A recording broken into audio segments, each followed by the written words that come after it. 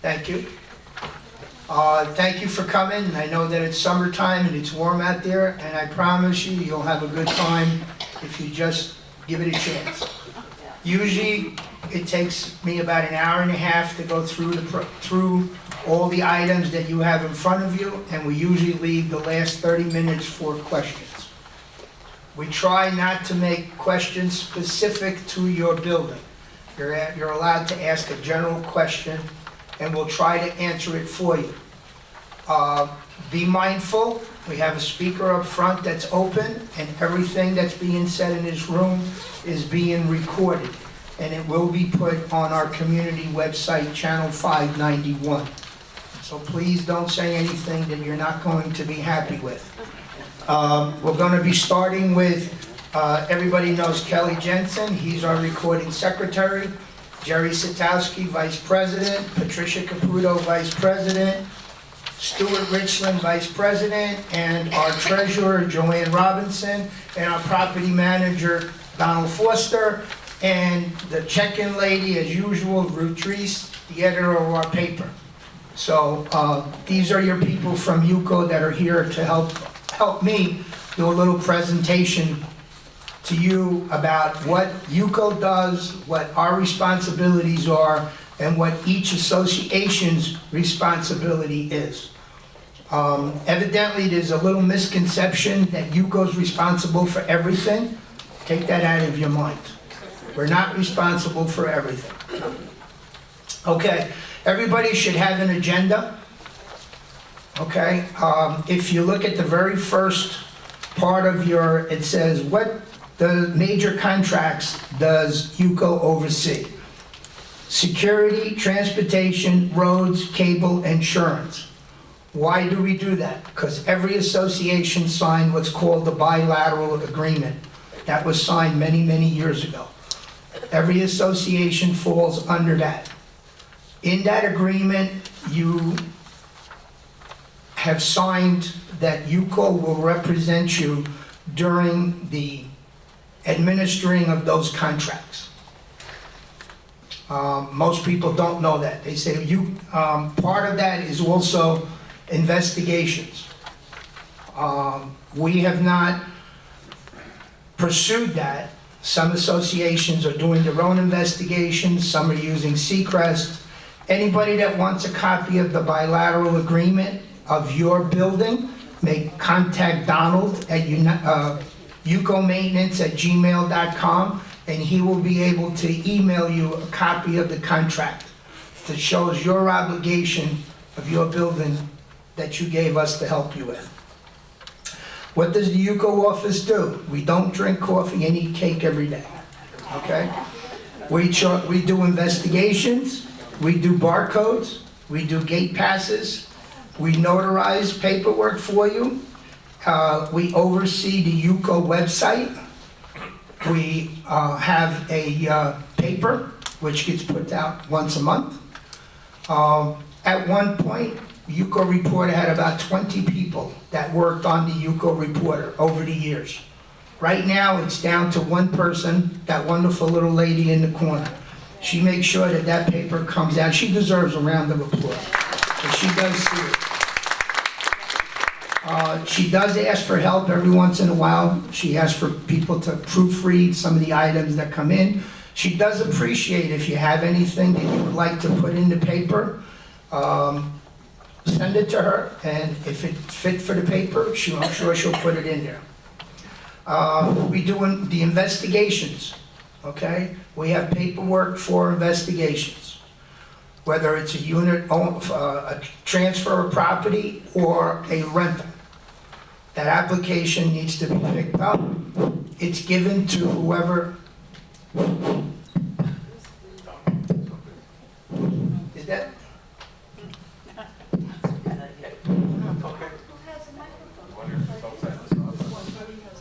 Somebody must have a microphone outside the office. Okay.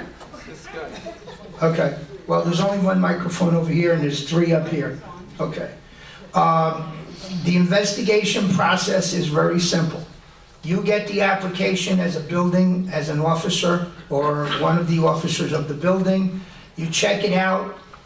you bring a check or have Seacrest cut a check, you drop it off at the investigations office. We recommend that whoever drops it off is an officer, contact person. The papers, once done, you'll receive a phone call. Please don't call. Once you drop, we have people that drop off paperwork and the next day they're calling. I dropped off paperwork, is it ready? As soon as the paperwork is ready, you will receive a phone call and one of the officers needs to come in and pick up that sign for that paperwork. You should be reviewing that paperwork, see what came back. If there's anything that you're not happy with, you need to bring it back to your board, and you should, if there's questions that you're not sure of, part of that investigation, we offer our attorney to review.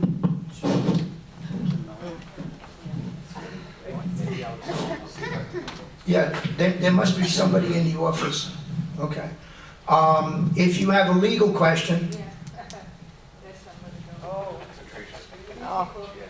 Okay. If you have a legal question, okay, you're welcome to bring it back into the office with all the proper documentation. Everything, including items that were not dropped off, financials and whatever, we will send it out to the attorney. The attorney will review it for you at no charge. And you will get something in writing saying whether you can or cannot reject the person that you're investigating. If you use an outside vendor, you do it yourself, or you use Seacrest, and you get sued. If you use UCO, we will cover the $5,000 deductible. If you use Seacrest or you do your own and you get sued, you're on the lam for everything. There's no deductible. That's the advantage of using UCO. Now, if you have a recommendation from UCO and you're not happy with it, you can go to your attorney, which I'm sure everybody in here has, every officer has contact with an attorney, and get a second opinion. You're welcome to do that. And sometimes we recommend it because sometimes attorneys have differences of opinion. As far as a rental is concerned, the same process. Please do not, if you're an officer, do not send a realtor, do not send a tenant down and say, hey, you know, I'm going to be renting in building Sussex A, and here's my application. That's not their responsibility. It's the officer's responsibility to do that. You are responsible as to who lives in your building. And one of the most abused phrases, well, UCO authorizes you to live in the building. UCO approves you. UCO does not approve anybody to live in Century Village. Each association does. And this is for the officers in the room. It is up to you.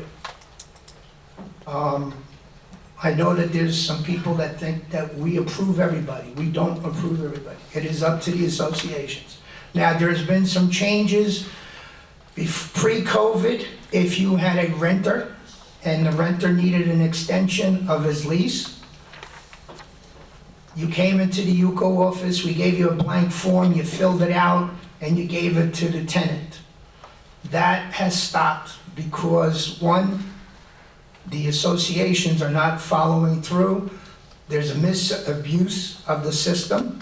So if you have a renter, that renter needs to come to the officers at least 30 days before the expiring of the lease and request that a form be filled out.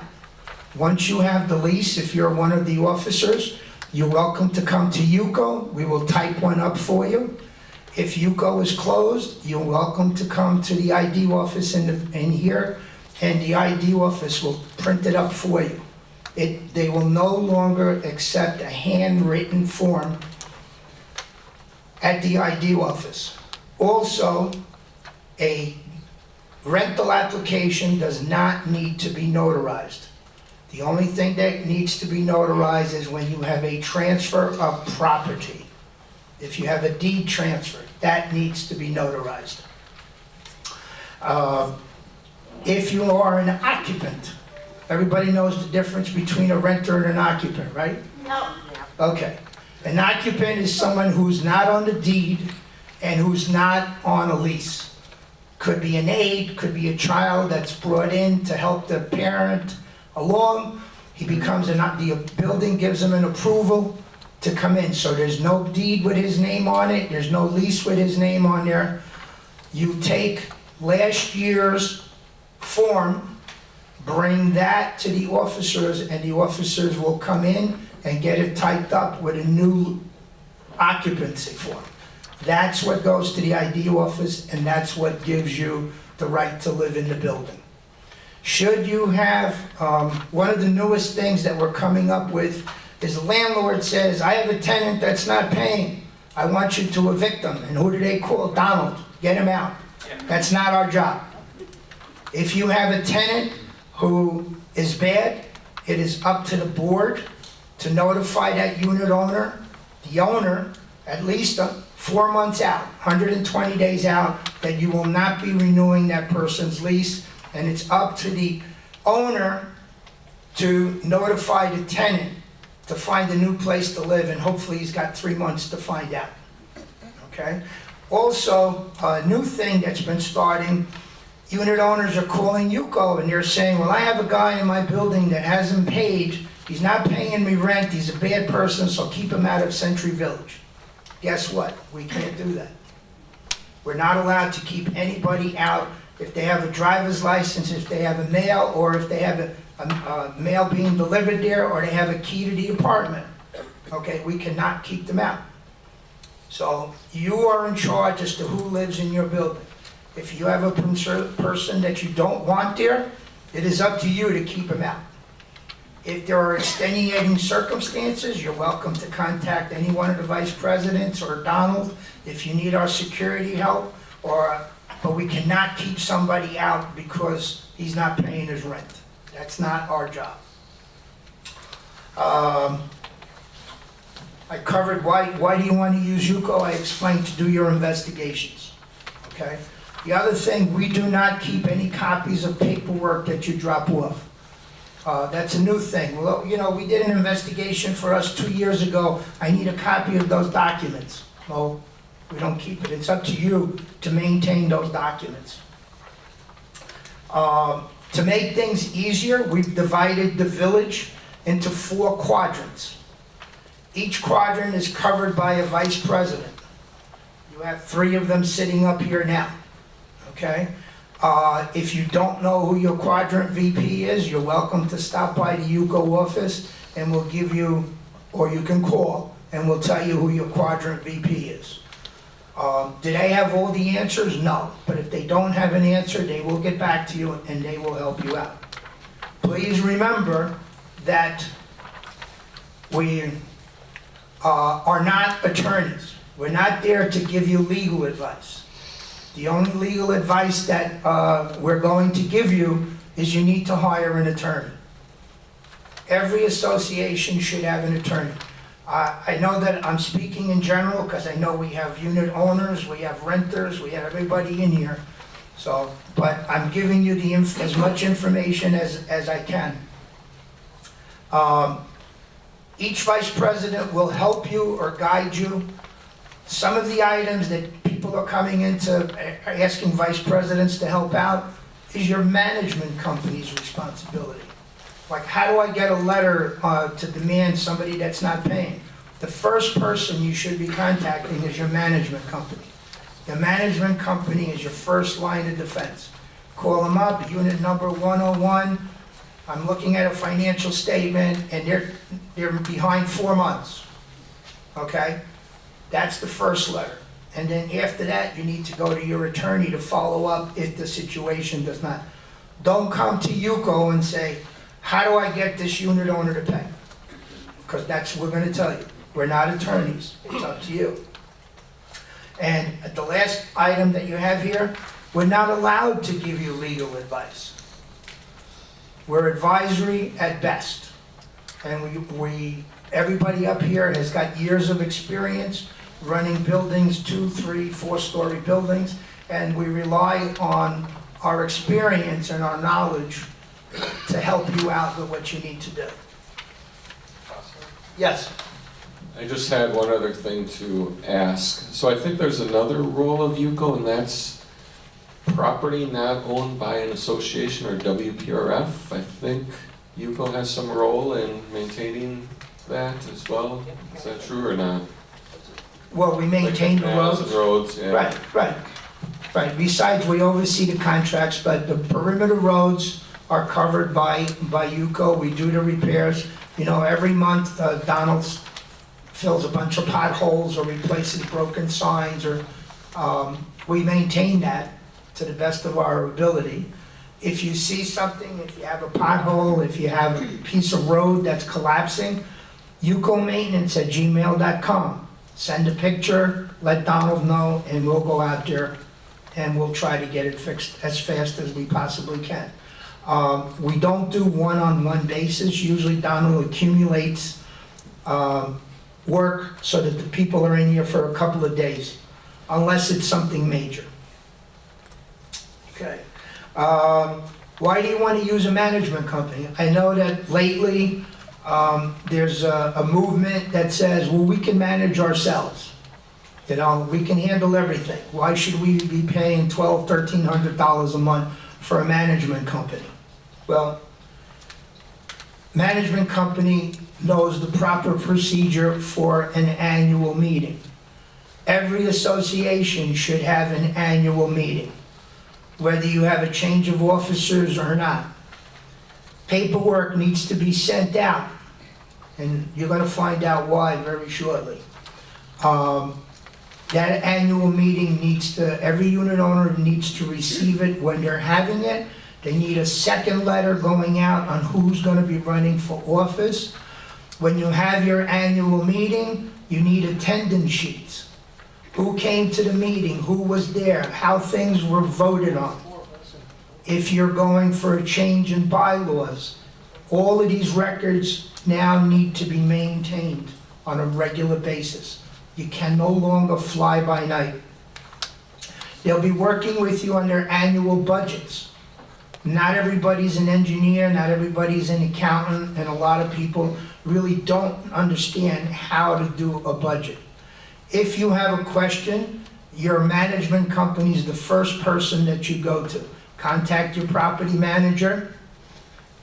Yes, Donald? Morning, Pastor. I have an example of this that I just came from that might be useful. All right, just this morning I received a report from a association president. Come over here, there's all kinds of work going on in the unit, blah, blah, blah. So I go over, yeah, there was some issues, and I advised them, you know, how to deal with it, and their property manager. But they had received a certificate of insurance from the contractor working in the unit. It appeared to be 100% in order. I checked the vendor. The vendor had a license. But what the board didn't see was that in the lower left corner, there's a little box that says, is this vendor exempt from workers' comp? And it was checked Y, meaning yes, okay? Very easy to miss, but what that essentially means is that if anybody gets hurt during that job or anywhere on the property, the association's workers' compensation would have to take care of that.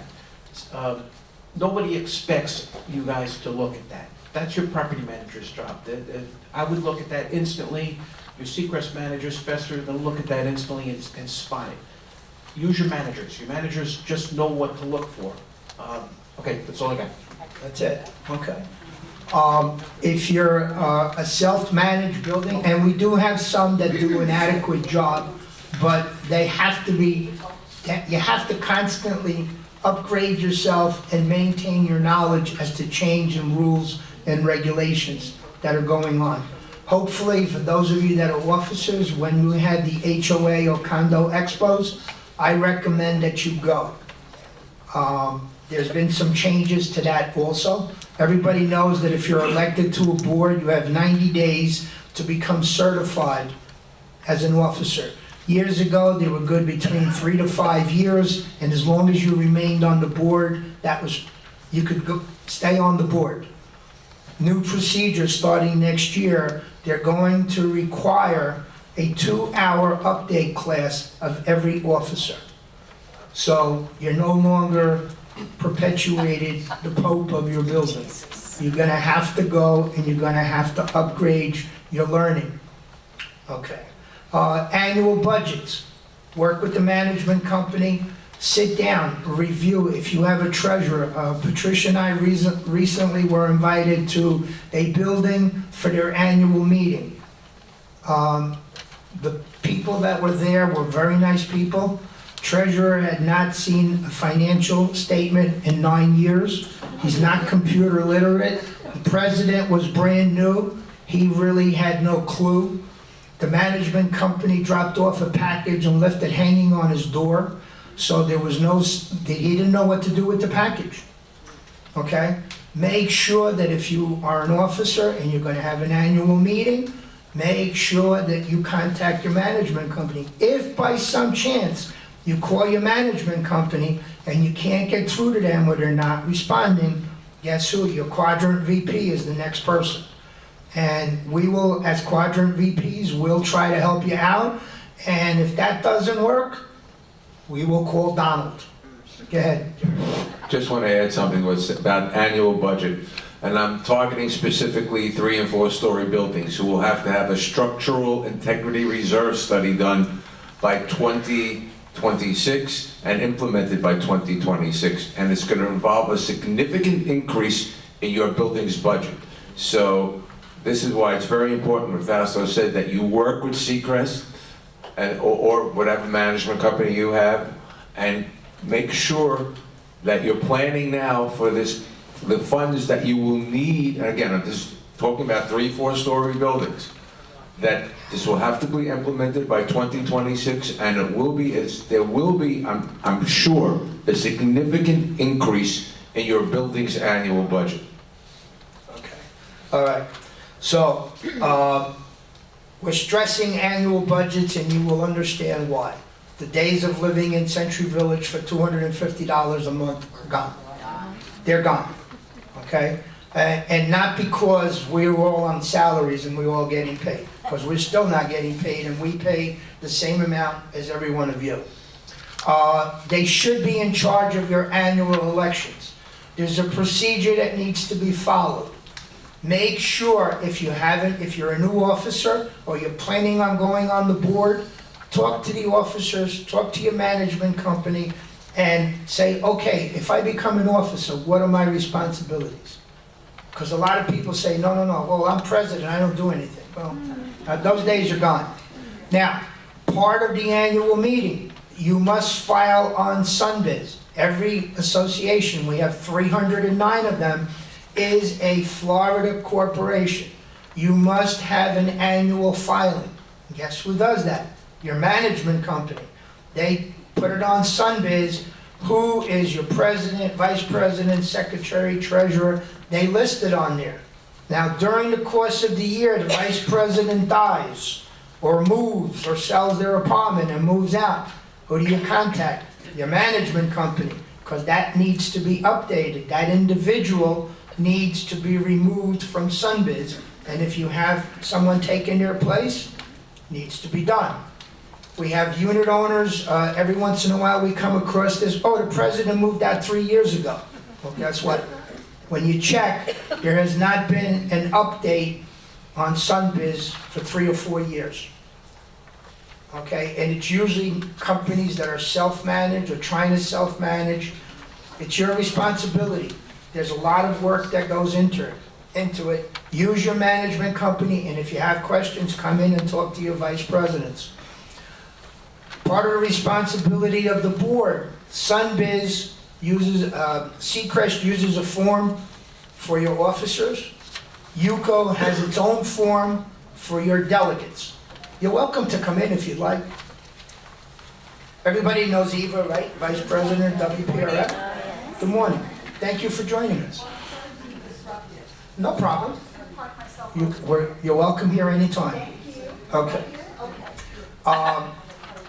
The second form is your delegates form. That is at the UCO office, and I must say that we're having a lot of issues because very few of us know Egyptian hieroglyphics. The Chicken Scratch School has been closed. Carolyn goes absolutely crazy. I'm hopefully, we're going to try to implement that starting with next year, that when you submit the form, it is typewritten or printed in such a way that everybody could read it. I got a form a couple of days ago. The same person wrote her email address out, and if I were to tell you all 3 places, none of us could read what the person wrote. And now we're expecting someone to come, take that information, type it into the computer. Okay, that makes sense. And those are the people that call up and say, well, I'm not getting my emails, I'm not getting anything. You know, if we can't read it, we can't read your phone number. Some people do it on purpose. Some people give us the wrong phone number. It's okay, you know. If you don't want to, leave your phone number out, but don't give us the wrong number. Because sometimes we need to get in touch with you and we need the information as best as possible. And I'm speaking for everybody in general. I know we have some unit owners, some renters, or some officers. But if you are an officer and you file that delegates form, make sure it is legible. If you can't read it, then you know there's something wrong. Okay? And starting shortly, once you bring it to the front desk for us to stamp it, if we can't read it, we're going to give it back to you. So if you can type it ahead of time, it'll save a lot of time and a lot of efforts. Yes. Yeah, there's some extra seats over here if you need them. If we need more seats, we have plenty. Thank you. All right. Management company. If you have a violation, somebody's doing work in their apartment that you did not authorize.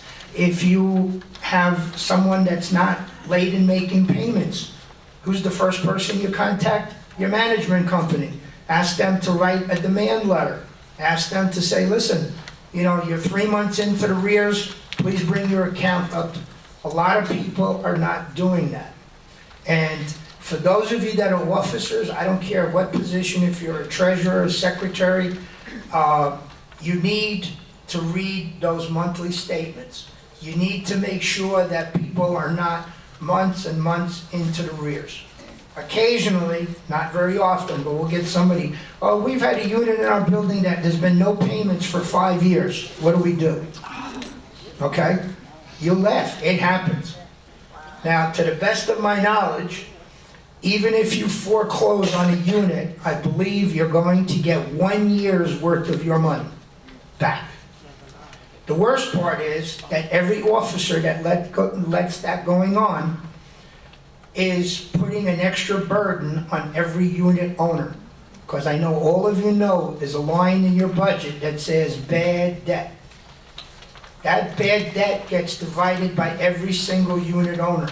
So if you have somebody that's not paying, or 2 units that are not paying and they're in the arrears, every unit owner is probably paying $20 or $25 or $30 more a month to pay for those units. Now, you're not being fair. You gotta stay on top of it, and again, if you have an issue, bring in your forms, sit down with one of the vice presidents, and we'll be happy to go over it with you. Violations letter, for whatever the violation is. Somebody's got a doormat in front of their door, they got plants, they got chairs, and you've spoken to them nicely. You've asked them, please do not leave these items outside, especially snowbirds. They leave, and they leave things outside. Hurricane season is here, and now somebody's going to be responsible. Use your management company. That's what they're there for. I covered the last item is the UCO officers form. Like I said, please fill them out properly, legibly. Before you turn it in, make sure that it's legible. Okay. Every unit owner in here, every building has its own attorney, right? Yeah, well, okay. I believe you. I know everybody hates attorneys. We hate attorneys because they charge us a lot of money and they don't do anything. But they do protect you. And if they give you legal advice and you follow it, you can't go wrong. I know that we have people that are practicing law without a license in Century Village. I feel sorry for those people. Because sooner or later, it's going to come back and bite you. And Donald, I'm sure, could give us hundreds of reasons why you don't want to be an attorney. Have an attorney, make sure that it's available, whatever whatever advice you receive from your attorney, make sure it is available, it's in writing, and you'll find out very shortly. Okay. Everybody should be available and have knowledge of your governing documents, your bylaws, your articles of incorporation. I'm sure you've all read them, those of you that are officers, and you became an officer, you swore to uphold them. How many people have read their bylaws in here? Oh, good. How about their articles of incorporation? Okay, all right. So that's good. We have a good group. Now, yes, ma'am. Where did you get these if you haven't put them? They're available on the website. We will have, I know that we're working on going through there, but you can always ask an attorney to print them out for you if you do not have them. The biggest, yes, ma'am. You can go through the Palm Beach County Public Records. Right, you can go, they're available on public records. Now, one of the major issues that you have, perfect example, your articles of incorporation says you're allowed to have a puppy dog. And you changed your bylaws somewhere down the line that said that you're allowed to have a dog up to 20 pounds. We're not talking about service animals, we're talking about a pet. Is the person allowed to have a pet in your building? Yeah. No. No. Your articles of incorporation and your bylaws must be the same. If there is a conflict, the way it works out, the procedure that you have, if you give me a second, I'll read it out to you so that you're aware. Okay. By important, the articles, declaration of condominium, articles of incorporation, and your bylaws. So your bylaws are the last items on that list, but they cannot be in conflict with each other. Most people, when they make bylaw changes, forget the articles of incorporation. That's why when you make changes, you should be using an attorney and make sure that the attorney follows through. If there's any conflict in there, the last thing that they're going to believe is your bylaws. And you don't want to get involved in a contest in a court of law or with lawyers if there's a conflict. And the big one now is the pets or non-rentals. We have associations that have changed their bylaws and say, you're not allowed to rent. And they've changed their bylaws, but they didn't change the other documents. And people, yeah. I've had a number of people come into my office with a copy of their 1999 Declaration of Condominium bylaws, and they asked me, well, this is what the association gave me. Do I have to follow this? And the answer is yes. Unless your association and your board has updated your bylaws, you have to follow the most current bylaws that they have. And unfortunately, the people I have met with have shown me bylaws that were written and declaration of condominium that were written in 1999. I would expect, we're now, I think, 25 years later after that, that I would urge, if you're an officer, if you're a board member, or if you're an owner, go to your board and say, it's time for us to bring our documents to the year 2024. Because when it comes to associations and legal issues and so on, they're going to go to your documents. And if your documents are dated 1999, that's what they're going to follow. Thank you. Okay. So far I've told you basically what UCO does, how we can help you, how we can try to help you, and how you can use your management company. Now, the other entity is WPRF. WPRF is in charge of the facilities, the swimming pools. The ID that you receive says property of WPRF. If you do not follow their rules and regulations, guess what? Ms. Eva has the right to remove that from your property for 2 weeks, a month, or whatever. A lot of people feel, well, I can do whatever I want. No, you can't do it whatever you want. I know a lot of people came from single-family homes and you did what you wanted. When you're here, you now have 7,854 units, and we all have to live with everybody's rules and regulations. Even though we don't like them, unfortunately, we do. Yes? You have to mention also that it's a net lease and we pay for everything. What does that have to do with responsibility? The money that we are responsible for. It's not what we're talking about, Dan. Has nothing to do with, I'm talking about the facility. Everybody knows that you're here and that you pay a monthly fee and you have the use of the facility. Anybody that doesn't know that they're making 2 monthly payments doesn't belong here. Everybody knows. I'll So, tell you why I said it, but later on. all right.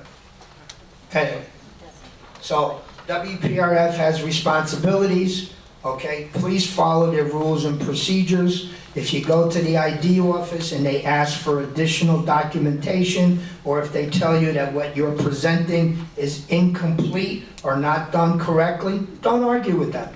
They're doing it for a reason. Like I said, we've gone back some changes from 5 years ago, okay? Any form that comes in there for an extension has to be typewritten, otherwise they're not going to follow it. And trust me, they will make sure that it is done correctly. I know that some people feel, I actually had somebody that sent me 2 emails. This individual president feels she should be paid $100 every time she comes to UCO to pick up a form, and $100 she goes to WPRF to get it filled up. Doesn't work that way. Okay? It's unfortunate, but these are some of the responsibilities that you need to have when you become an officer of the building. Yes, good. The concept here is to use the facility, not to abuse the facility. We have had issues where people have done things where they caused fires and damaged the property, and that denies those who want to use it the opportunity to use it. So we ask you, when you discuss with your boards and your membership, please don't abuse the facilities that are available to everybody. On that note, if you see somebody doing something that you think is not right, please notify either Eva, Yuko, or security, because that person that's doing damage or doing something wrong is costing every one of us money. And what Stuart said, we've had the saunas down for months and months and months because people are abusing them, okay? They belong to everybody. So if it costs you $20,000 to fix it, it's $20,000 that's coming out of everybody's pocket. If you see somebody drinking or trying to start a fire or doing whatever they do, let us know. It'll be kept confidential. We will not take your picture. We will not put it on Channel 591 and say, Mrs. Jones just saw Mr. Jones coming out of the men's shower. You know, we don't do it that way. But we need to keep the people that are doing the wrong thing from doing the wrong thing. And the only way we can do that is if we confront them and say, you need to stop. Okay. Any questions so far? No. You should finish after you. I'm not finished. I'm not finished. Yes. Yes, ma'am. What are the common elements? I was going to explain, what are common elements? What is a common element of a building? Go ahead. Hi, this is a very common question and a good one. All right, so you have an association. There are 3 parts to your physical plant, right? You have unit. This is the part that belongs to the unit owner, right? The place they live. Then there is common element. So what's common element? Well, everything that's outside the unit, obviously, but also anything that's in the unit that For instance, interior walls. I'm dealing with a spate of interior wall demolitions going on inside units. That doesn't belong to the unit owner. They do not have the right to destroy it. That's common element two. You have a third category, which is limited common element. The most common example would be the patio in the back of your unit. In most cases, that patio does not belong to the unit owner. It belongs to the association, but the unit owner has exclusive use of it.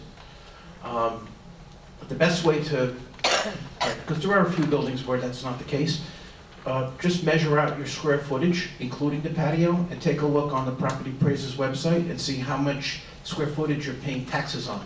Do subtraction. If the numbers are different, that's limited common element. So those are the three categories inside your right? Hi. Hi. On my patio, I Yeah. am screened in. If the screening should. This is another common thing, right? Who is responsible? All right. Unfortunately, the answer is it depends. In some cases, in buildings, you have the original equipment. That nobody's done a thing to that patio, right? You have the original screens, the original bars, the way Mr. Levy built it for us, right? Usually that is association responsibility. When these patios were enclosed, that's where it gets tricky. Because you've enclosed it, sometimes there's drainage issues, sometimes, that one you're gonna have to check with your attorney on that. It really depends on your documents. You have a question all the way in the back. Yeah, Mary Ann Somerset. Hi, Mary Ann. Hi. I have a question about investigation. Someone brought to our attention that there's a unit owner, and God bless her, she's 96. Her children are on the deed. And the children are saying they don't have to be investigated, they're on the deed. Is that true? Or That's true and not true. They can be on the deed without being investigated, but they cannot live there or have access to the property unless they're investigated. Mary Ann, you, the board, control residency, not ownership, right? So there's also very likely language in your documents that limits the board's authority over ownership within blood relations, father to son. And it's usually laid out. They call it close sanguineous or something like that. So hypothetically, make believe one's a felon. It doesn't become a problem for you until the felon wants to live in your building. That's what I'm saying. And then once they do, they I have to get have, an attorney. they're owners. So, well, yeah, definitely attorney, right? But first thing is, that person will need to be investigated before they get a certificate of approval. And you're gonna come to me, I'm gonna pull a criminal and financial screening report. It's gonna come back bad, you're gonna bring it back to me, I'm gonna send it out to Ron, or you send it to your own attorney, right? Yes, sir. Okay, if you said before, call security, you mean call 911? Is that what you mean? It all depends on what is your issue. Okay, so I see something wrong, someone's breaking into a car. That's 911. Okay, well, what's the number for security? Why would you call security? Well, you said if you got a problem, you call security. Yes, if someone, let's say someone is coming to, wants to get into an apartment, Right. okay, and the gate calls you and says, Oh. I have somebody here that wants to enter apartment 123, but he's not on the guest list, and the owner we know is not here, okay? Then security, you say, security, please escort this individual and to the unit, okay? Anything that you see, 911 is the first person to call. We have people that call up and say, well, I called the guardhouse and the rover never came. 911 is the person that you call. Once the sheriff's car comes through that gate, the rover usually gets dispatched and follows to where the police are going. The same thing with an ambulance company. Okay, thank you. Yes? I Yeah. was under the impression with the investigations, you just said that if you use YouGo investigations, you're covered for $5,000. Yes. I was under the impression that our insurance company would also insure us for There's, $5,000. do you have a deductible? I'll, Eileen, I, yes, Yeah. It's okay, I heard, we heard the question. If there's an insurance claim, if they question you denying an individual, okay, and it goes to court, you have insurance to cover you under directors and officers. But there is a deductible that needs to be met. And if you used Yuko's investigation and you deny someone and you get sued, we will cover $5,000 of that deductible. With no deductible. hey Fausto. Yeah, go ahead. Just to be very clear, if you pull you pull a screening report from Yuko, you ask Yuko's attorney for a guidance, and you follow the attorney's guidance, and then you still get sued. You're gonna put a claim in through Yuko Insurance, and Yuko is going to cut you a check and reimburse you for your deductible. That's how it works. Now, I'm here about 10 years, and I believe 3 times in all that time, we've actually cut a check. How many people in here have taken advantage of that guarantee? How many associations? There's only one. 2. There's one more. Okay. Now, raise your hand. The question is, it's only secret? It's you? Yeah, it's Fausto. Is it only for secrets? No, The deductible or any management? it's for any It has association. nothing to do with management. You're not paying attention. It applies to any association that participates in the Yuko insurance program. And uses Yuko for their investigation. Okay, there was another question? Dad, I'm sorry, back there? Yeah, in the case of a spouse not being on the deed, Yes, they would be considered an occupant. an occupant, And yes. they have to renew every year. Every year, yes. Go ahead, young lady. I will go back to a question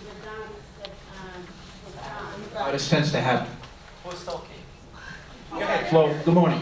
Hold on, we're gonna give you a mic. Hang on. Okay, you were saying that, if a family is on the deed, Yeah, it's on the deed, and they have to be investigated. But if. no. No, okay, no. Let me be clear.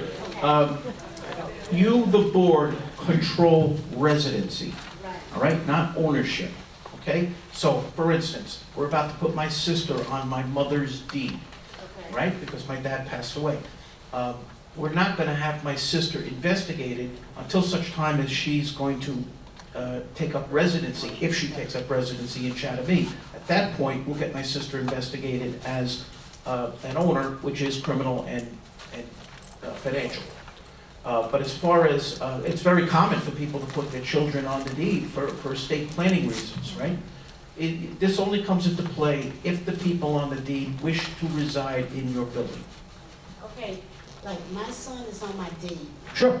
and if I pass away, I know he will be too young to live here, but the unit automatically goes to him, and he don't have to be investigated after that, does he? That's something that you probably want to check with your estate planning attorney on, Okay. or your association's attorney. It really depends on your documents. But if this was Chatham-A, if it was my building, Uh-huh. the board wouldn't be able to reject him as an owner or a resident, unless there was something real, if he's an axe-breaker, something like that. But for the most part, that's the way it works. This is kind of specific to your situation, so you want to check with your attorney. Yeah, because I know it happened at one building, the son showed up after the mother passed away, and they wouldn't allow him into the unit. And there might have been a reason for that, we don't know, right? Okay, so that could happen. It happens more often than we'd like. But in that case, should the individual's name be on the deed, he is welcome to come to the guardhouse. Security will escort him, but he has to have a copy of that deed to show that he's the person on there, and they will let him in there. Now, as far as residing, is what Donald's saying, that is up to the board. Because we had that too, somebody passes away and they want, well, I'm gonna move in. Well, it's up to the board to give you permission to live there. And if they choose to have you investigated, you need to be investigated.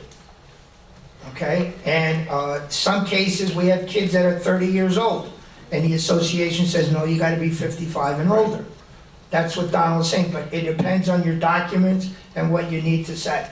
But if your name is on the deed, a security rover will go to the building with you as long as you have that proper documentation. Yes, ma'am? Are we in questions? Is this the question?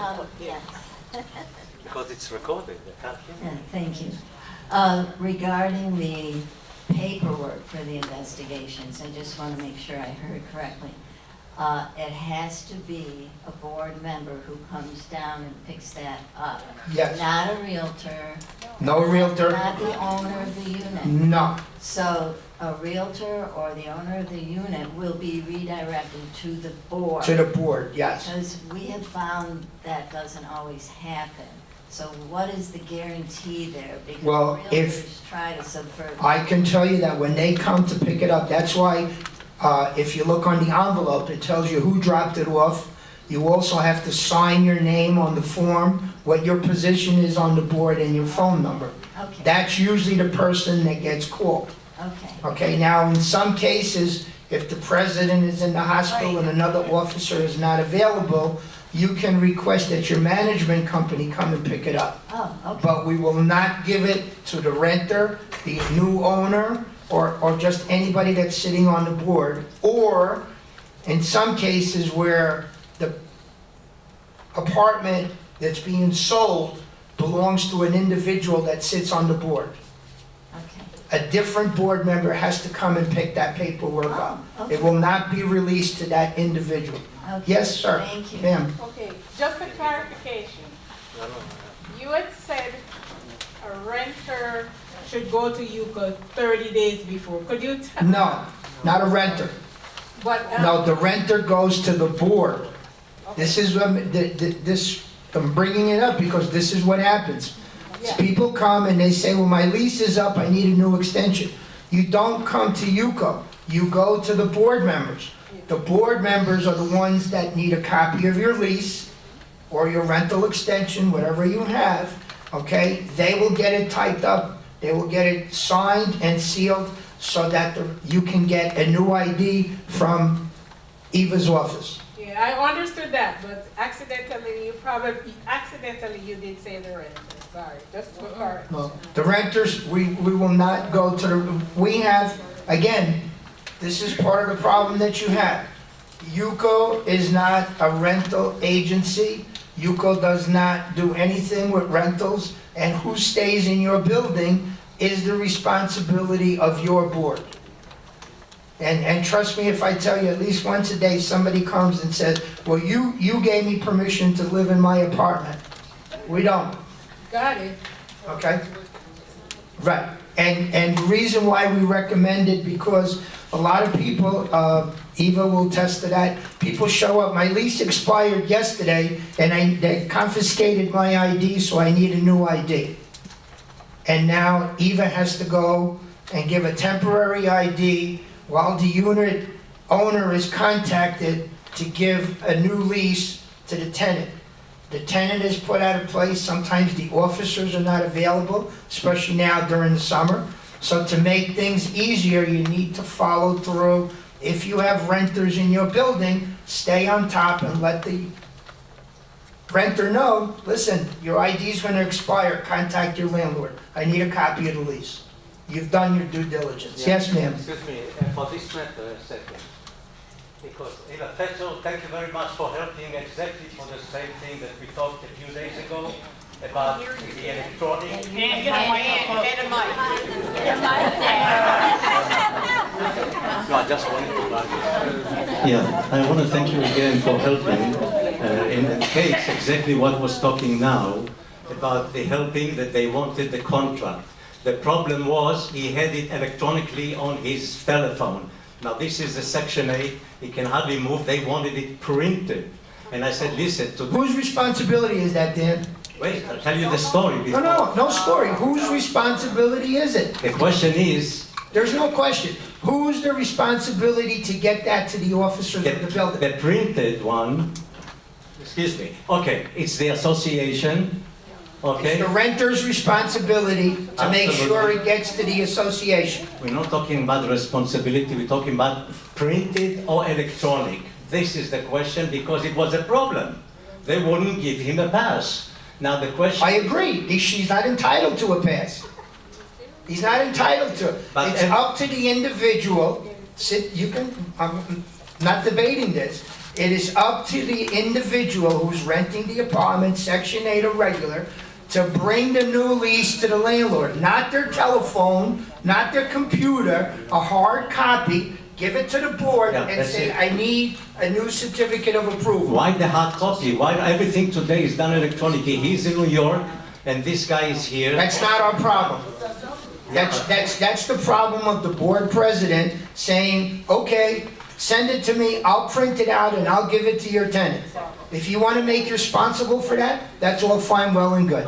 Everything is done electronically. Well- Whatever. Okay. I don't want to disagree with you, but this is not electronically. We're all sitting here in person because we need to read. Yes, ma'am. I think I heard you say that the board is the one who approves either residency or rental occupancy. That's true. Is it true that there should be an interview with the person, with the whole board? I'll let Donald handle that. I mean, I have my answer, but Yeah, I think Fausto and I are at different ends of this sentence, but I can tell you that our attorney, it's Mark, tells us to avoid interviews before a decision is made. That's considered to be a decision with contingencies, or an interview with contingencies. Mark advises, and you get 3 lawyers in the room, and plus Fausto, you're gonna have 5 opinions, right? And forget about no, that. your opinion and mine, I have the same opinion. But what I'm saying is, what Mark is advising my board is that we make a decision solely based on the documents that are presented to us. No reason for us to see the person, meet the person in person, because that could lead to a bunch of other discrimination type deals. But should the entire board be privy to whatever these The board should be documents? privy to everything. The entire board should be seeing the entire thing, everything, every receipt. We do have issues where a single board member goes off and does stuff.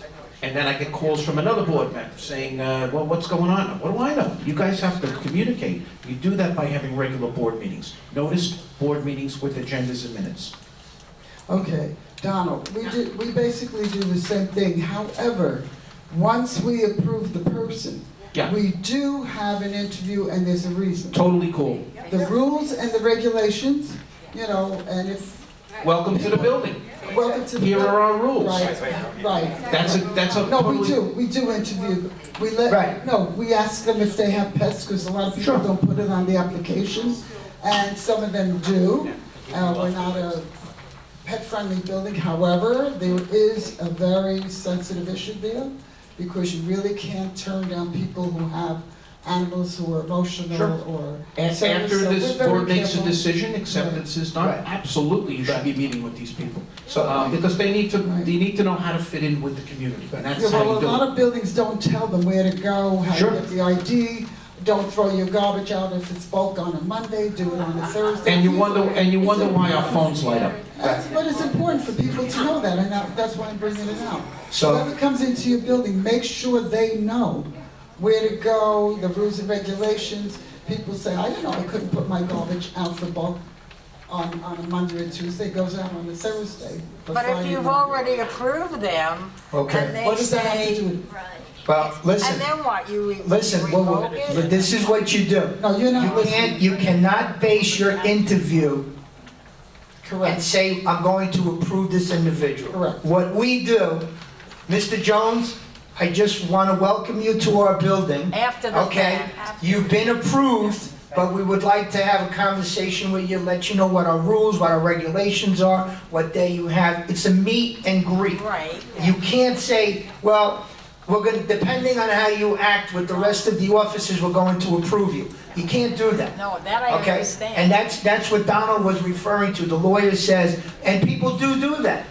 You know, they say, well, I don't like, the guy's got a crooked eye, the wife's hair wasn't done just right, her nails were the wrong That's color. silly. You can't do that, but if you start your conversation, very simple.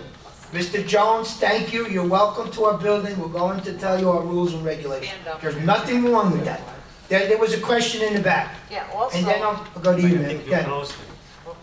Also, when we do our meet and greet, so to speak, I ask them, do you have any questions? And also, I introduce them to the board. Right. Because if I'm not home and they can't get in their unit, they can go to Joe at 123 or whatever. They don't know that. They Well- don't know who's on the board. And this is the issue, and a lot of people, we see it. People go to the investigation, and as soon as they come out, they want something notarized. They don't go back to their board. And you're gonna find out very shortly that that's gonna have to stop. When you review a package, every board member should be called in. Every board member should be made aware of this individual, okay? Same thing, when the person gets approved, you should go back with your paperwork. Sit down with whichever board members are there, and say, this is the paperwork. This is what came back. Let everybody read it. Don't read it to them. Let them read them, let them make available if they have questions, figure it out. If one person out of 5 says, well, you know, this guy is shady, he said something over here, you might have missed something. And you go back and you ask for legal advice. Do we have the right, the most important thing is the guy was convicted of a crime 11 years ago. Okay, do we have the right to reject him? 4 people say no, you can't reject them, and 1 person says, well, I don't feel comfortable having a bank robber living in my building. You send it out for a legal opinion. And now the decision that's made was made by the majority of the board and upon advice of legal counsel. You're covered. Yes, ma'am. While you're talking about the boards also, just so everyone knows, even if you don't get along with another board member, do the right thing. Because you don't like somebody doesn't mean you exclude that person from your meeting, or you tell them, I've seen people where I said, what's in your reserve account? A treasurer in a building. I haven't seen it, they don't show it to me. You have to be a unified board. Not everybody bickering, and no one knows nothing. Well, trust me, what's coming up will help you all figure this out. Yes, ma'am. Yes, regarding the rules and regulations. Yes. Okay. What we do now is, okay, for example, when the Realtor comes to us for an application, which now I'm glad to hear who goes handling that. We also give the Realtor the rules and regulations, certain policies that we feel a buyer should be aware of. Because based on those, the buyer might not want to be in our building. So we hand those out and ask that they be signed if the buyer wants to be in our building. So then we know, okay. Well, you should be doing that personally, because Yes. chances are that if the Realtor doesn't like what's on there, he may not give it to the individual. Whereas if you make it, say, we do the same thing. We have 2 sheets of paper. One is signed by the new owner.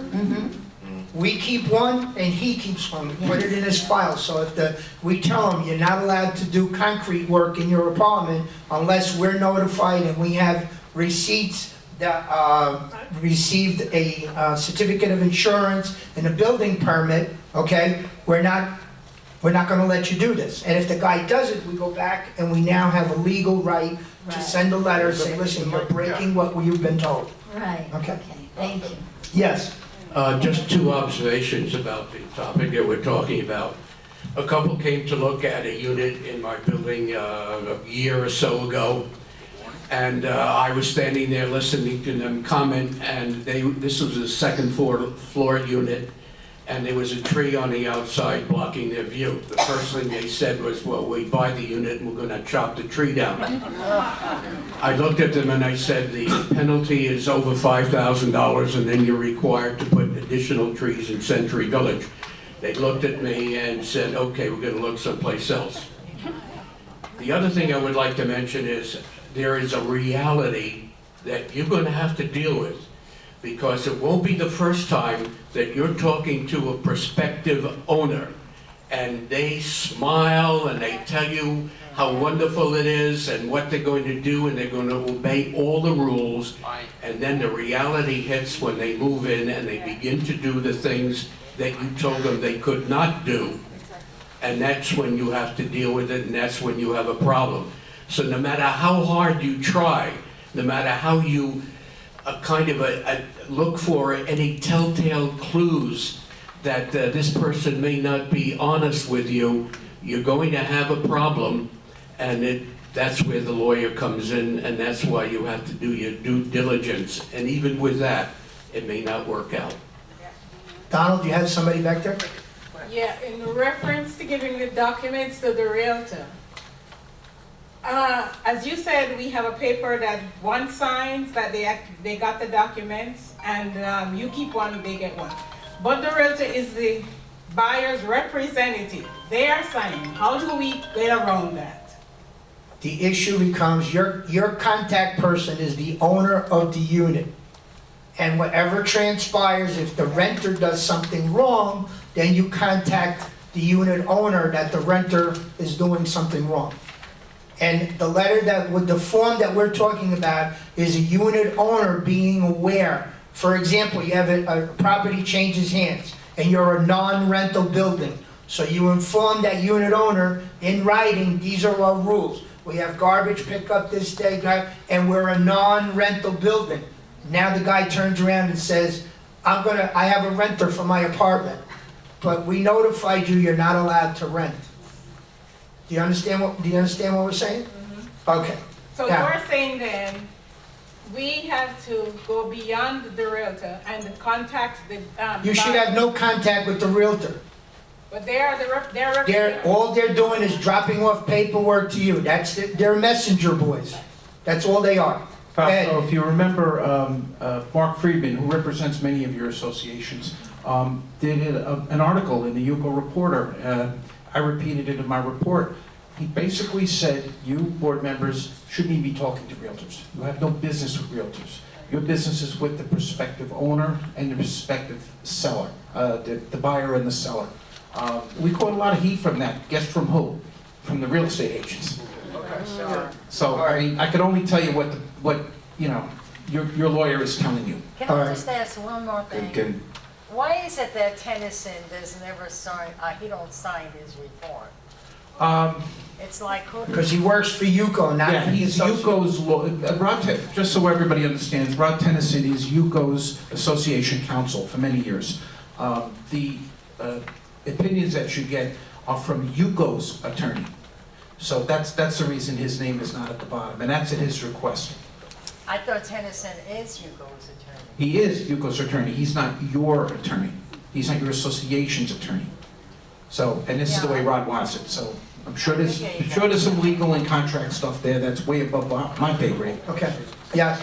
Okay. Now that I've told you what our responsibility is, what WPRF's responsibility is, roll up your sleeves, ladies and gentlemen. Here we go. Because we're going to the last section. All right. Association's responsibility. What every officer is responsible for. You need to have a board of directors. One person that's a president, vice president, secretary, treasurer, search rep does not constitute a board of directors. Okay? That's number one. You are responsible for holding annual elections. I covered this before. Even if the board members remain the same, you need to have an annual election. You need to be responsible to maintain your building. Walk around the building.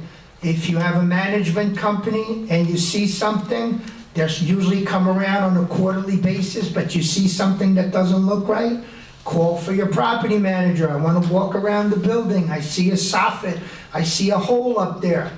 Be proactive. Don't wait until the last minute. Maintain your building properly. We've had associations where foundations have cracked or people have done work that damaged the building. Don't let this happen. The board needs to be proactive. Stay on top of it. Work with your management company. Call them up. Patricia invites our property manager once or twice a year. Have a cup of coffee. Have a glass of water with him. Become friendly with whoever your manages your building, so that when you call them up, oh, it's not Maureen again, she hates me. You know, I'm just saying, become familiar with who your property manager is. Yes? I was told, sort of, that only our president can talk to Seacrest. The rest of us. Okay. Yeah, Shawna has it set up that each contract, each client has a point of contact. It's usually the president, but not always. I'm used to talking to the president or vice president, and yes, if you see something, go to whoever your president is and notify them, okay? If you're just a resident or a unit owner, you should be going to the board and letting them know that you see something. Seacrest also has a number that you can call, put in a report, and that'll get back to the board now. Right. So sometimes I forget that, you know, that not everybody in here is a president of a building, and I apologize for that. Make sure that the proper documentation, proper paperwork is filed for a rental or a sale, okay? Tells you right on here. The investigations need to be presented to YUCO by an officer of the building, not the realtor, not the owner, not the renter, you know, not the cleaning lady. Unfortunately, as officers, you have a responsibility. And wait, the best is yet to come. Okay. All board members should be certified. Yes, ma'am. Okay, Wait. issue. How come? It has to be recorded. I thought we were at a Q&A. Go right ahead. Well, Go ahead. you're blocking the camera. Talk to the mic. Okay. Hurry up, I can only do this for so long. As far as the certification goes for board members, we have a board member who felt like it was okay just to write that a letter stating that he had read the documents and he was aware and blah, blah, blah. Okay. He refuses to get certification. That's fine. That's So fine. what does your bylaw says? Well, It says 30 days, 90 days from the time that he's elected, he's no longer on the board. He's done. even though he signed that paperwork. That paperwork is no longer good. That's what I was. That's been changed, Thank you. okay? Yes, it's changed officially. You can no longer sign that paperwork, okay? Could I respectfully ask that we hold the questions so that Fausto could finish, and then we'll open the floor for any more questions.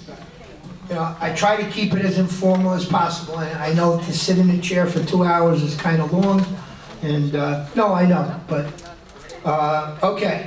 All board members should be certified. Association delegates should attend monthly meetings. We have been very good. I gotta tell you, the last 12 months, we have made a quorum every single month, and I'm very proud that people are actually caring and coming. But make sure that your delegates' forms are in there. Now, there's a question. Who can be a delegate? You can put anybody's name that's a unit owner on that delegate form. So if all your officers are gone, they're out, your building can still be represented. If you look at the delegates form, it's two-sided, and you can list 10 people. I think it's up to 9 people as delegates, okay? So there's no reason for you not to be represented at a delegates meeting. And we do update those books till the Wednesday before the meeting. So that is updated. Every time you bring them in, we update them daily. Okay. A list of all unit owners should be available to every officer in the building. A lot of people say, well, there's a guy living, I don't know who he is.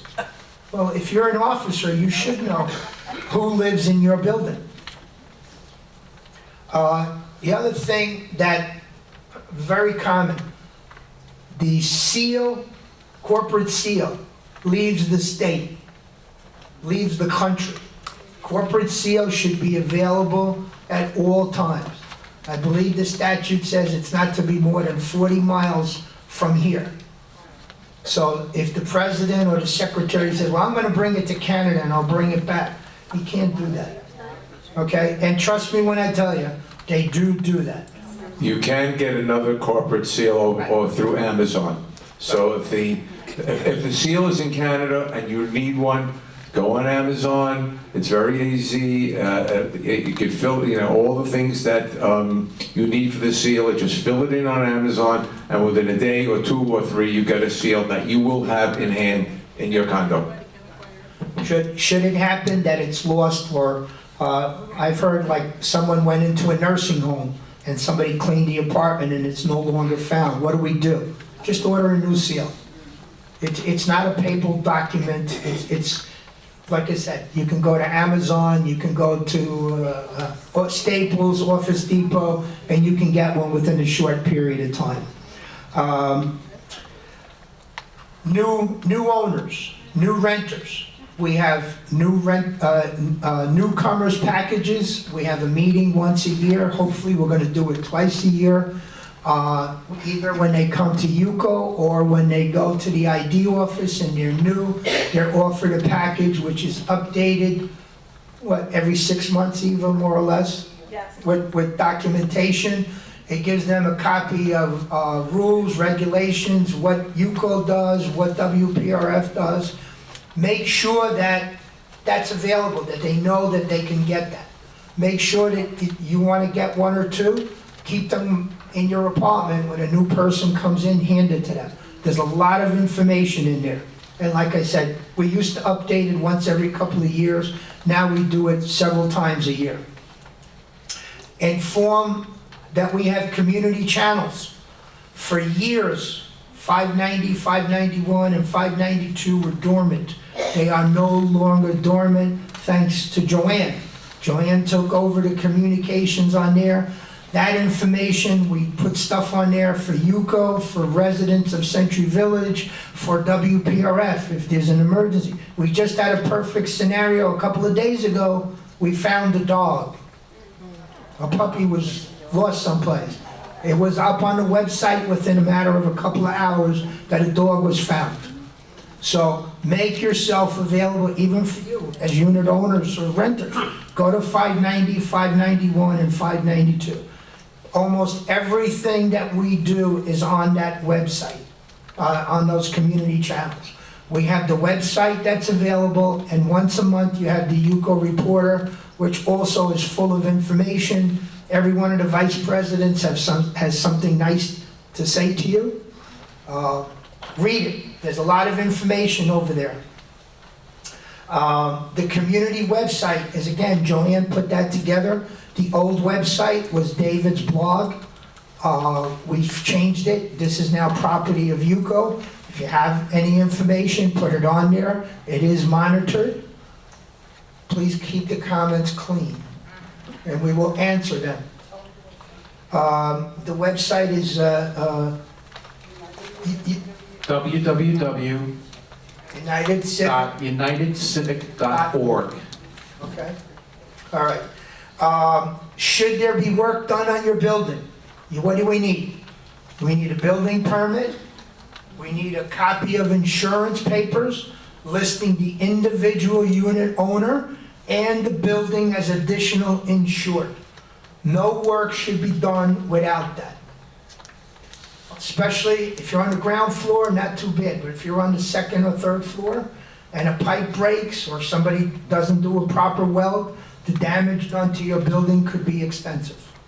You also need board approval. Right. It's very important that if somebody is doing work in an apartment, before that work commences, the person or whomever has to come to the board and give an outline of the scope of work, copies of the licenses of the general contractor, whomever is doing the work.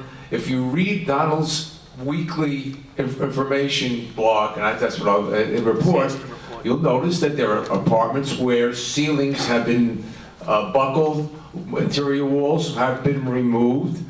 So what happens is, call Donald, Donald comes down, he reports it to the county, you call your property manager, a report is filed, and then we get to the next step, the attorney. And then that's where everything stops, because people don't want to engage an attorney. But I'm going to tell you that it's going to take one bad accident, one fatality possibly, where you and the association or the board is going to be sued because you didn't follow through and you wanted to be penny wise and pound foolish. I urge you, if you have an issue in your building, follow the guidelines that Donald tells you to follow. Protect yourselves. And the most important thing is, before any work commences, you have to have all the paperwork in hand, and you have to give a letter stating, I've received everything, then he takes it down to the county, gets a permit, etc., etc. But this is really, really important, because too many times, I've read Donald's weekly report, and too many times, people do things, and they think they're gonna get away with it.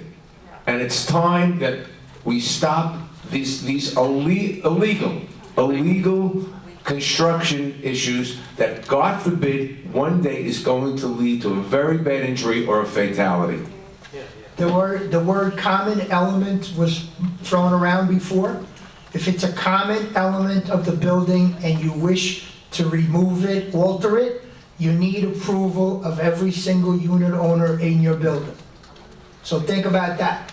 If somebody wants to say, I want to remove my kitchen wall and make a beautiful countertop, every unit owner in your building has to vote on whether that can be done. Because you each, if you're a 26 unit building or 56 unit, you all own that wall equally, not just one. And this is not being followed, and this is what Jerry's talking about. Now, as far as consequences, we have one building in Century Village that 4.5, 5 years ago, a unit owner purchased a unit on the ground floor and decided to move and remove the entire interior walls. And while the gentleman on the second floor was watching television, his floor sank a couple of inches. That building, those two apartments have been condemned by Palm Beach County, and no one can live in there until it is repaired. And they're going back and forth almost 5 years. So there can be consequences. You don't want to be involved in that. If you have a question about construction, about doing, and you have an issue, call Donald. Donald is your resource person. He will tell you exactly what to do, and once he tells you, it's your responsibility to follow through. Again, I urge you, if it becomes a legal issue, do not be afraid to get an attorney, because you, at the end of the day, are going to be held responsible if, God forbid, something happens. We're getting, yes. What's happening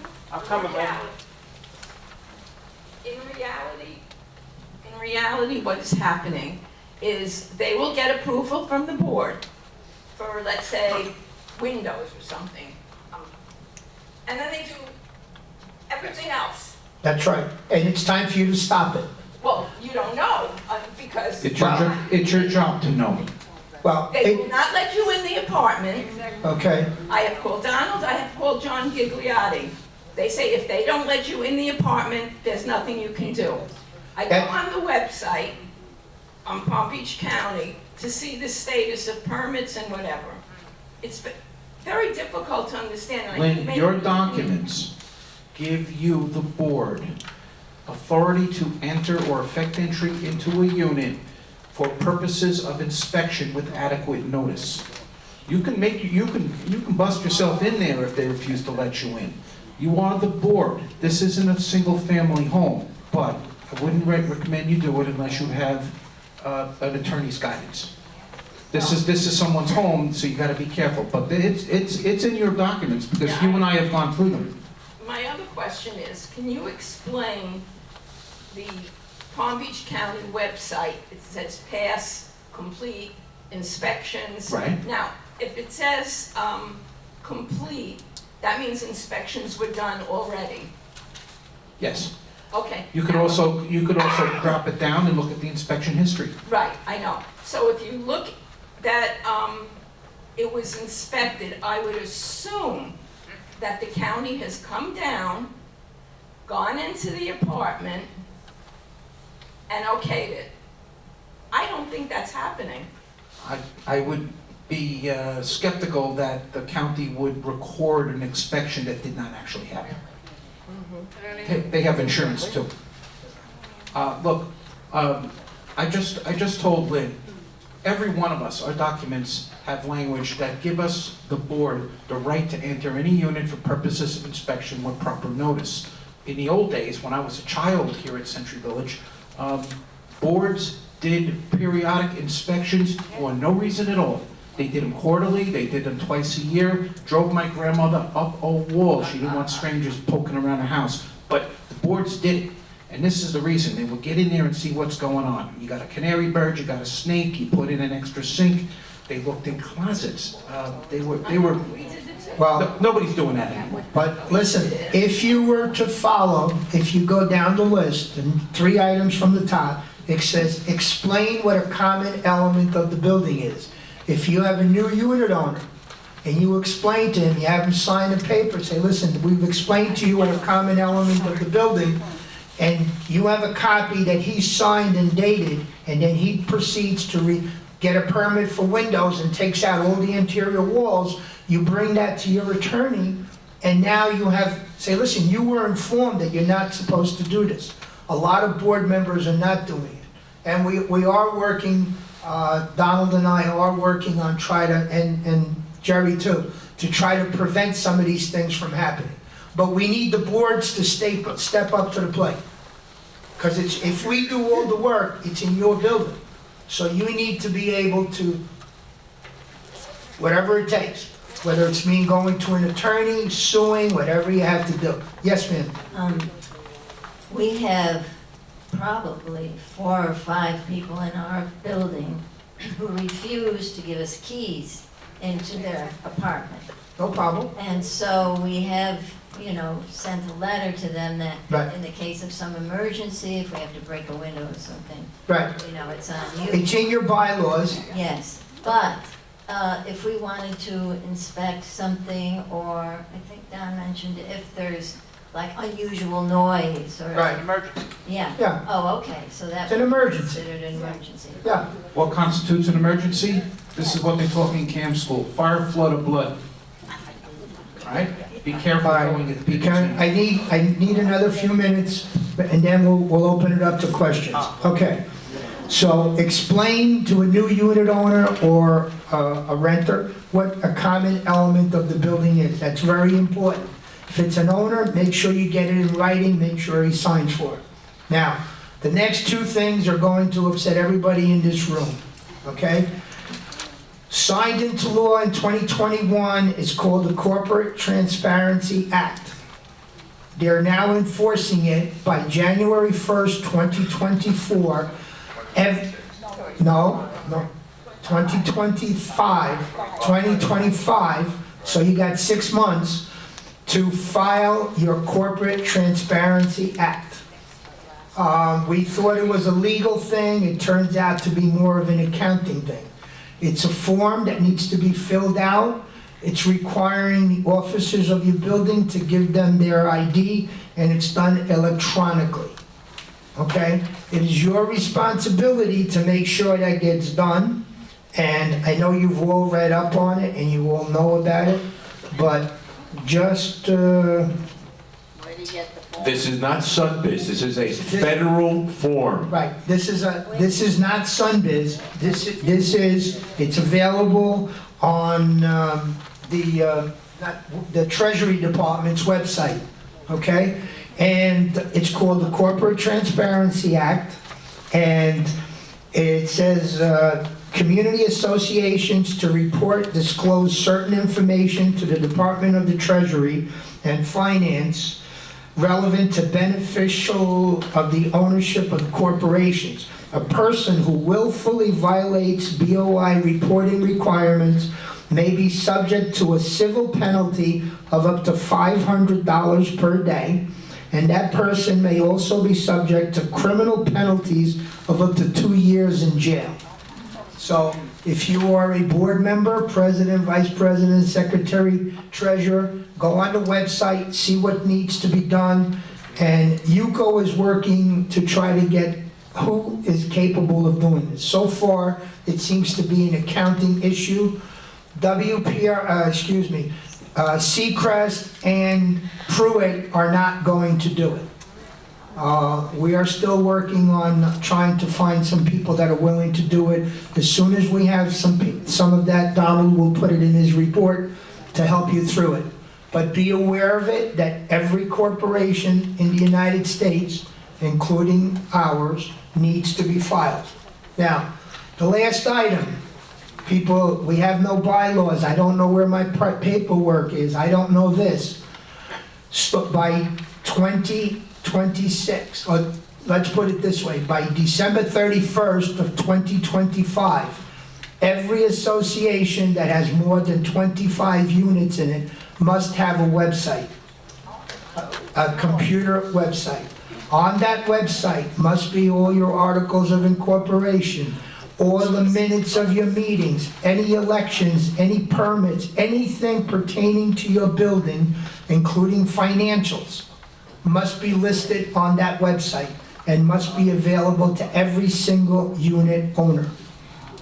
Okay? So, go ahead, Jerry. That website could be done by a third party. I know that Becker offers that as a package with them, or if you have a grandchild that's a computer whiz or whatever, you can have them. These documents have to be scanned and uploaded. This will become law January 1, 2026, and the hope is that everybody will comply. And just you have time. Just I would get started with it. No, don't wait till December 20th. We're giving you a year and a half notice that, how many people in here live in the units more than 25 units? All right, half of you. So be ready, it needs to be done. If you're not an officer, if you are an officer but not a president, make sure you have a meeting and you make sure that you find how to take care of this and have your building board up to date. For those of you that are under 25, it's a good thing to do.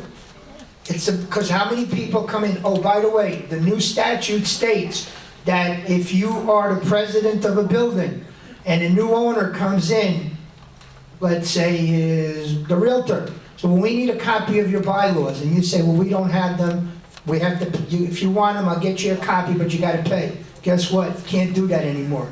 You must direct them to your website. Tell them, say, here, this is our website, everything that you're looking for, financials, insurance, everything is listed on that website. So, for those of you that are less than 25 units, I think it's a good thing for you to look into. It centralizes all your documents. There's a list of items that must be included in there, including any building permits, including any meetings that you had, if you're changing bylaws, it all must be listed on that website. Okay. What? Ask a question. All right. Okay, we'll start with I'm pretty close. Yeah, okay. No, I just one people. I have two things, and my question is why not? I asked for a meeting. This is not the place for this. No. It's not the place for this. I'm not going to tell you what it is. It doesn't matter. Listen, like if you want a personal meeting with any officer in UCO, it's available at the association. Wait, my question okay, is... you can, what? Okay. My question is when I have, and by the way, the security, you cannot do anything. Okay, this is again, he's not the police. According to D, if you have a D license, I'm not going to make a scene. You're making a scene. I want to be heard without interruption for 1 second. I don't want to hear what you have to say. Whatever you sent me an email, and we responded to your email I don't that you... understand it, that's it. Well, I'm sorry. Just If send me an email. you, you're welcome to a one-on-one meeting with every officer, or to come to any one of the meetings that we have that you have questions on. Okay. I just Okay. want you to know that I have the questions on insurance and on security that relates So come to the everybody security, here. this is Yes. not, this is an informational place. If you have questions on insurance or security, come to those meetings. It's not exactly questions, it's my comment. That's it, I'm sorry. Yeah, okay, listen, I just wanted to know that I wanted the meeting. Okay, thank Okay, you. all right. No, thank you. Keep shutting me up. Well, Anybody else have questions? there's a time and a place for what you want. This is, It's not excessive, I want to Get a little exercise.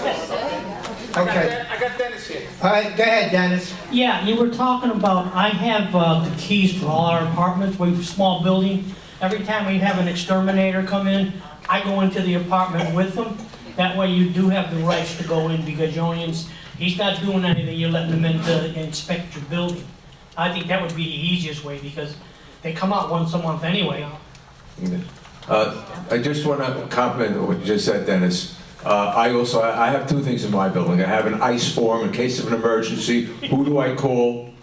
And I have keys to every apartment in the building. And unfortunately, because I have those keys, I got a call from somebody to check on somebody, and that person had passed away in the apartment. Yeah. And that's why it's very, very important that you have a key to every apartment, every unit in your building. And you don't know how many times I've had people come to me, I forgot my key, I locked it in the car, I locked it inside the unit, can I have my extra key? And they're very thankful about that. So if you give a positive spin on it and you say, we need it because in case X, Y, and Z may happen, probability you'll get the key. Also, if you look into your bylaws, it states right on there that if you need to have access in that apartment and you don't have a key, you will call a locksmith and the owner will be responsible for making a key to get into your apartment. Also, I'll tell you what I learned from Dave Israel in his own building, and I've used this little trick myself. He holds up a crowbar and says, here's the president's master key. We try not to do that. No, I never have. No. Okay. Is there a question, ma'am? Well, I don't know if this can be addressed at this meeting, but one of the responsibilities of UCO is the roads. Yes. What I would like to propose is, I did some research, and speed humps would be so beneficial. Cars come down the road doing well over 25 miles an hour. Right. I've had 2 vehicles destroyed in Century Village because there are no speed humps, and they're critical, like right in front of the Plymouth Laundry, that little curve there. Right. My grandson and I were in the vehicle and got sideswiped by somebody making a wide right-hand turn, okay? Had there been a speed bump there, they would have seen that I was 15 feet away from the stop sign. There's crosswalks for people to walk through, and cars are coming down the road doing 40 miles an hour. It's really not safe for cars or pedestrians in Century Village. I'm going to let our property manager Ma'am, answer the question for you. This issue has come up from time to time over the years, and we did get an engineer's opinion on this. The thinking seems to be that in communities like ours, speed bumps actually increase the average speed of a driver, because when they slow down for the speed bump, they instinctively pump the gas to make up the time. So studies have been done, and the other thing is our fire department pleads with us not to put speed bumps. And take this from someone who was transported in an ambulance last year with some kind of the IV hanging out of his neck. I felt every one of those speed bumps. Okay, Go ahead, ma'am. if I may, I'm not talking about speed bumps. Speed bumps can slow people down to 5 to 10 miles an hour. Right. A speed hump like you have. You're talking about a traffic slowing device, like It's called a speed table. Speed table. Speed table. Yeah, we've gotten an opinion that this is probably not going to happen in Century Village Well, it for a happens- lot of different It reasons. happens in many, many subdivisions. And I noticed that you have one that comes towards the clubhouse and Yeah. protects the clubhouse, but what about the people out there on the streets?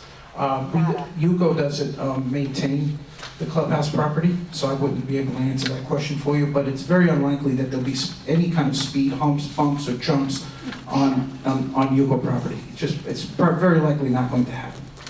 One observation, please. The police department come in periodically, and they put up speed limitation signs. They put it up across the street from where I live, and I sit there and I watch cars zip by at 40 and 50 miles an hour. No matter what we do, you cannot force somebody to maintain the speed limit. Trucks come in and so on, it's just impossible. People break the law all the time, and we have to live with it.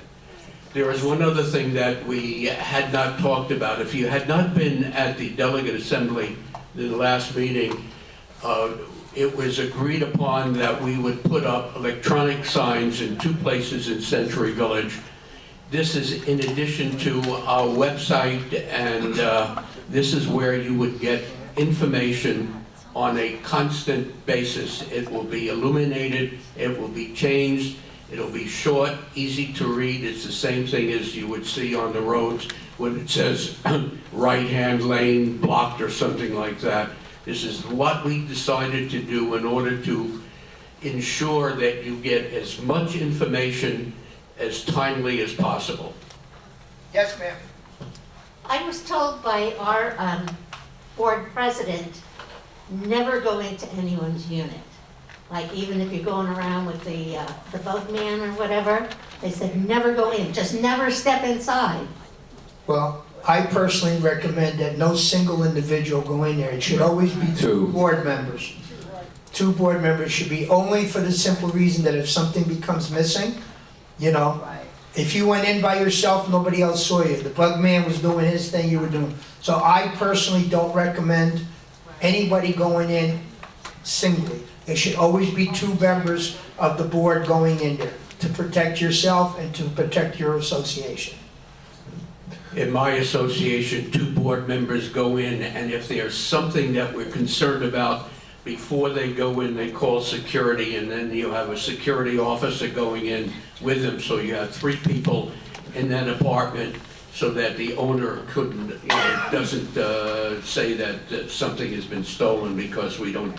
Also, twice a year, we have an electrician come in to check the boxes in the switch plate boxes and so on, to make sure that it's not overheating, and that's when, if no one is home, then you have to get into the apartment, and again, 2 people come in to check it out. Again, just a couple of quick things. If you have a 3 or 4 story building, you need to have that engineer's report filed with the county before December 31. So if you haven't gotten to it yet, or your association hasn't gotten to it yet, please remind the people in charge. An engineer's report is required to be filed with the county. This is only for 3 or 4 story buildings right now. Also, fines. I have somebody who came to me, got a call. I put my wet bathing suit on a chair outside my condo, and now the president came to me and says, if you don't take it off, I'm going to be fining you $100 a day. There is a specific procedure for how you find somebody in your building. I think I just wrote an article for it in the Yuko Reporter. Read it. But there are steps to follow. You just can't wake up in the morning and say, I don't like this guy, I don't like what he's doing, he did something wrong, I'm going to fine him every day. You know, it just can't happen. And then another person came to me about no trespassing signs around the village. There are certain associations that have gotten no trespassing signs from the sheriff's office. And what that means is that if you see a stranger, you feel somebody's, you know, an unsavory person, your first call is to the sheriff's office, because he is doing something illegal by trespassing based on the sign that you have. Okay, is there another question? Yes. Yes, ma'am. My question is, if you access somebody's unit, should you first get in touch with the unit owner? Whenever possible. Sure, if it's possible, yes. And the second thing is, a lot of unit owners have now the locks with the number locks. and they don't want to give out the numbers. But Well, inform them by giving them a copy of your bylaws, send them a letter, and all the bylaws are the same. If I need access, it's gonna cost you money. Yeah, but it's easier said than done. Right, Because what- they refuse basically. You know what, one time it's gonna happen, you just break the lock and you have every right to get into that apartment. I know exactly what you're talking about. I have a situation in my building, and I've made it very clear, and I've gotten combinations to all those locks in my buildings. You just have to tell them that if I have to get into that apartment and you're not gonna give me the combination, as the president of the board, I'm gonna break in, and whatever its cost is gonna fall on you. And you'd be amazed how quickly I got those numbers. I have a combination lock on my own unit. It has a key for emergencies in case the batteries die, and I make sure the secretary of my association has a copy. It's my wife, so it's, you know. Some of them don't, that's correct. Yes, ma'am. These locks and combinations, Yes. does the entire board have privy to them? Well, someone on your board should be responsible, whether you can determine who has the right to that. If it's the president, secretary, whoever is gonna be in the building the most should be the person that has access to that information. And some combinations come with a key entry as well. So you'll have the numbers on the top, and right on the bottom, there'll be a thing, if you forgot the combination, the battery died, you have that key, you're able to open it up that way. But it's extremely, extremely important that as a board member, an officer of the board, that you have access to that apartment. I told you, I unfortunately walked into an apartment, and I found a body in the bedroom. So, you know, what can I say? I found 3. You were one of them. Okay. In my building, it's only the officers who's allowed to go into the room, which you need a key to get in that room, and only the officers have it. And then there's a little lockbox with all the keys and the combinations in there. So it's only the officers that would have it. And any one of them can go and get it. It's not for the directors, it's not for the unit owners. So I know people are insecure about it, I don't blame them. One woman refused to give me a key in the building. I don't fight with anyone. I said, no problem. If there's an emergency, I will have the door broken down, leave it like that, and if you're not around and everything's missing from your unit, it's not my responsibility. The next day I had a key. Okay, all right. Eva, would you like to say something on behalf of WPRF, please? Say good morning to Eva. Yeah, good morning, everybody. So what I will say is that, well, I think my staff and I do a great job trying to keep an eye on everything.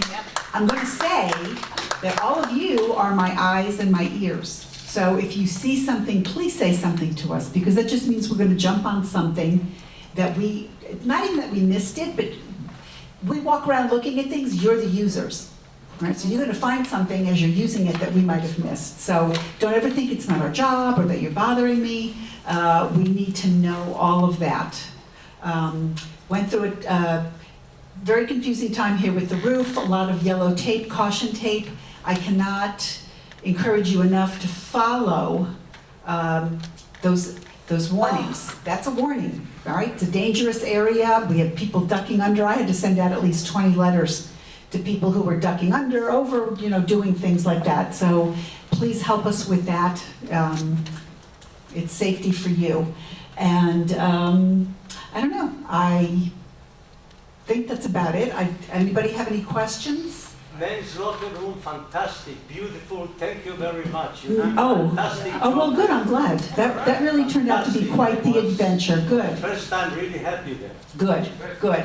I would mention also the fact of the saunas. I know that Fausto had mentioned the saunas.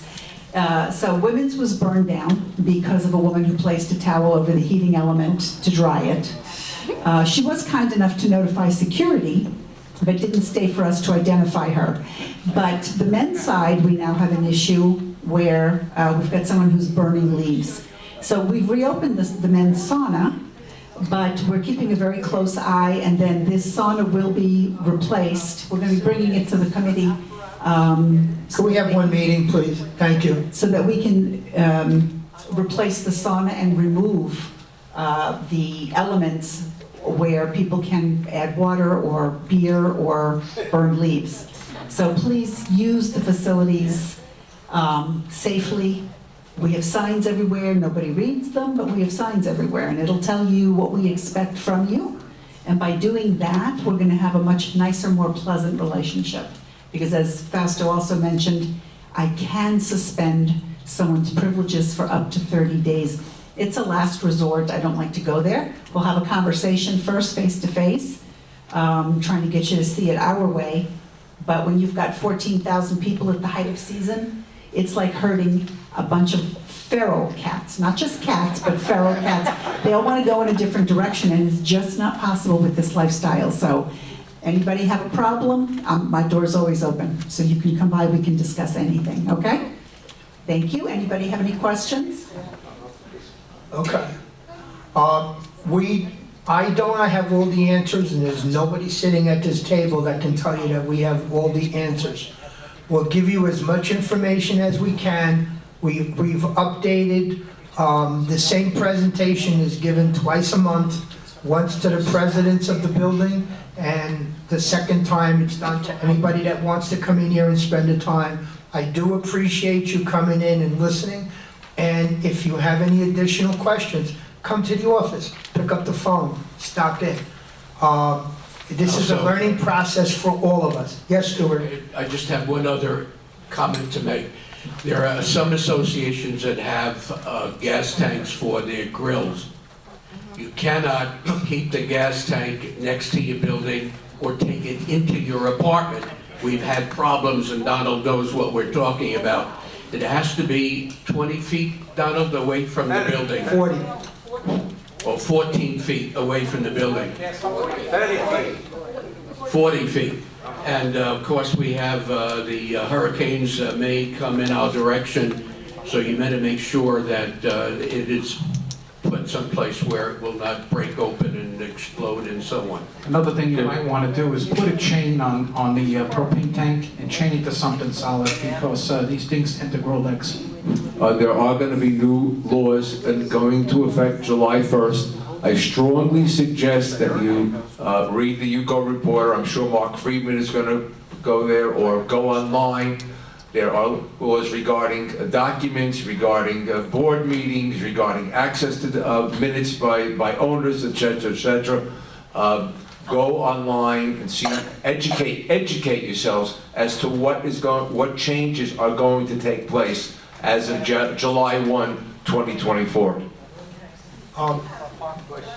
Sure, go ahead, Eva. You know, something just popped into my head, and it's so important that I think that you all need to know. I wanted to talk about lawsuits. Lawsuits against WPRF. It's considered an operating expense. So while somebody who sues might be given a lump sum of money, they're suing themselves, they're suing every one of you. And as a result, when the premiums go up, you're all paying for that as well. So it might look like a cash cow, but you're all paying for it. So I just wanted to let you know that. Okay, thank you. Thank you. I try to use these meetings to educate you and get your mind stimulated, that you just can't sit by. Educate, whether you're an officer or just a unit owner. Educate yourself on new rules, new regulations, and there's been more legislation passed in 2024 affecting HOAs and COAs than in the past 25 or 30 years. So this is how the changes are happening. Things are going into effect almost by the month. Some things may change, some things may not change. Yes, Maureen? Can you explain the difference that HOA and a COA? Sure. An HOA is where you have a master association telling you what to do, what you can do, and what you cannot do. A COA is where you have we have 309 of them in here. Each one is governed by themselves. You each have officers, you each have responsibilities. Your bylaws, every 309 association, everyone has independent bylaws. and they have to be followed through by the officers that sit in the building. I wish we were an HOA, because then we would all have one set of rules for everybody. But, Yeah, because people call and they want. yes, a lot of people don't understand the difference, right? Yes, one more question for Ted. I would like to know, you've made a comment that this is being recorded. Yes, ma'am. How can we access that? It's available on channel 591, and it'll probably be available at least once or twice a day, right, Joanne? Yeah, at least once a day. And also on our website, www.unitedcivic.org. Yes, Joanne? Okay. Yeah, go ahead, Dan. Quick question. Did anybody has his homeowner's insurance doubled or tripled or whatever you?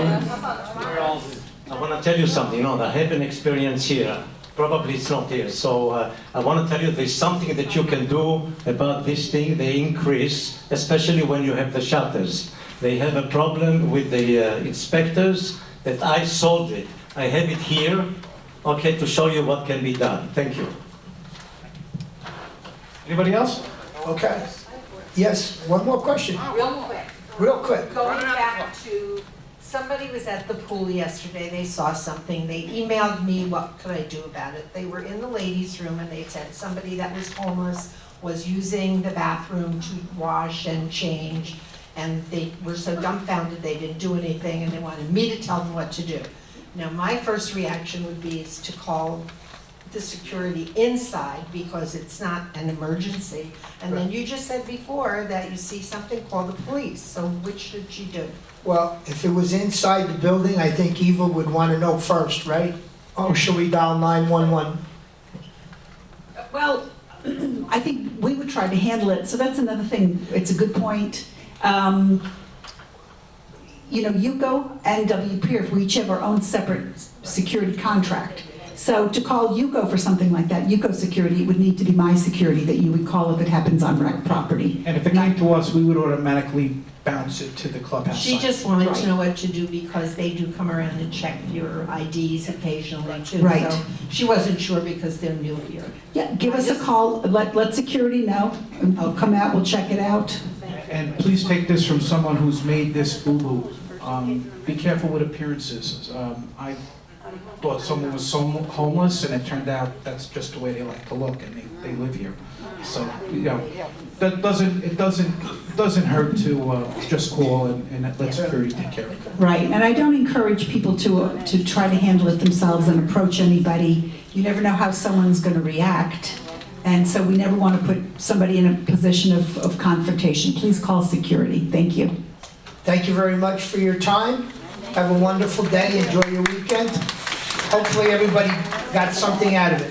Donald, can you pull the chip while you're there? Yeah, I got it.